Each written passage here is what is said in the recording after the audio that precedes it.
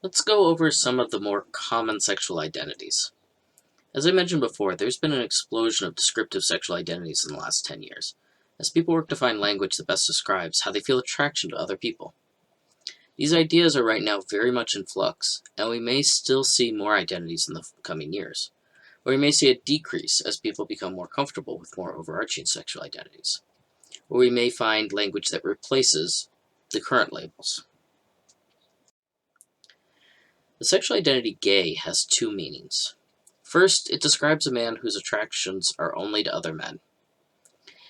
It's also used as an umbrella term to describe anyone who experiences same-sex or same-gender attraction. I'm deciding to include representative flags with these identities because flags have become popular in the LGBTQ community in a way that few other communities see them.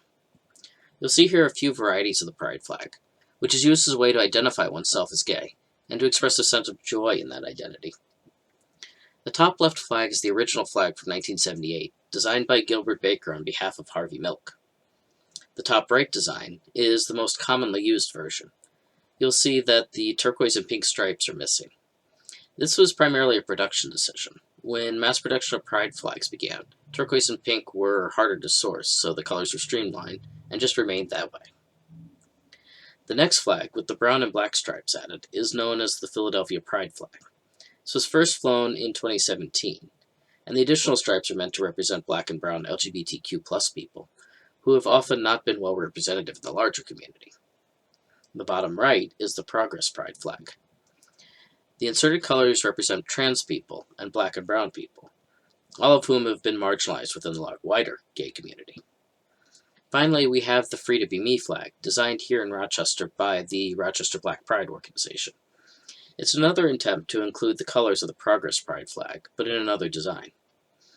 What these last three represent is visually a community trying to figure out how to come to terms with and change how everyone in the community has been seen and represented properly.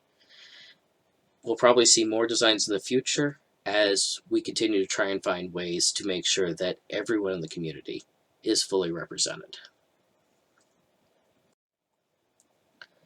A lesbian is a gay woman, a woman who's attracted to other women. Within the lesbian community, there are two subcategories of identity related to gender, butch and femme, that have long historical roots. Butch describes a more masculine lesbian, and femme describes a more feminine lesbian. These are self-identifications, though, and a great many lesbians do not identify as either butch or femme. Here we see a number of flags that represent the lesbian community. The top left is the first attempt at a lesbian flag, and is still used to represent femme or lipstick lesbians, as they're sometimes colloquially known.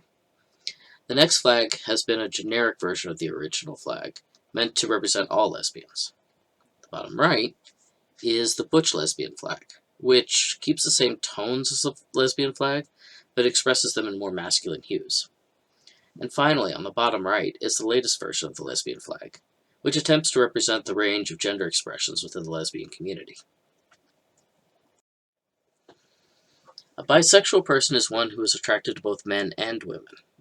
The bisexual flag represents men and women, the blue and pink stripes respectively, with the purple stripe representing attraction to both. Pansexual is a newer way of expressing attraction to more than one gender. The flag represents feminine, non-binary, and masculine genders. Heterosexuality, of course, is when a person is attracted only to the opposite binary gender, a man who is attracted to a woman, or a woman who is attracted to a man. The top flag here is the heterosexual pride flag, and it's a bit controversial. With a plethora of new terms for describing sexual identity, each with its own flag design, it's not surprising that heterosexual allies might like to have a flag design as well. However, because heterosexuality is a dominant identity, and there's a long history of maligning people who are not heterosexual, a heterosexual pride flag can be interpreted as anti-gay. More acceptable is the bottom flag, which symbolizes heterosexual allyship with the gay community. Asexual people are those who feel no sexual attraction for others. They may still have romantic relationships, and asexual people may still be sexually active. The physical release from sex may still be desirable at times. They may enjoy the intimacy that sex brings, or they may have sex with their partner for their partner's benefit. The key to this identity is that any attraction an asexual person feels towards another person is not sexual.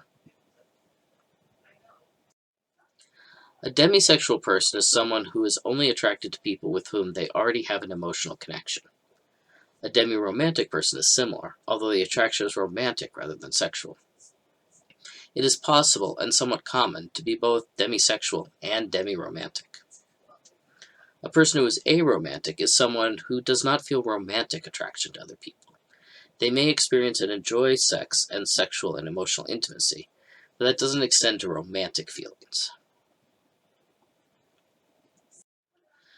Polysexuals are people who have more than one sexual relationship, and polyamorous people are those who have more than one intimate romantic relationship.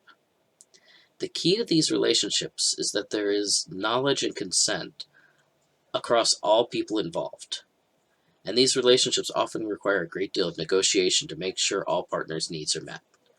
If there is not consent and awareness of all the partners of each other, that's cheating. That is not being polysexual. That is not polyamorous.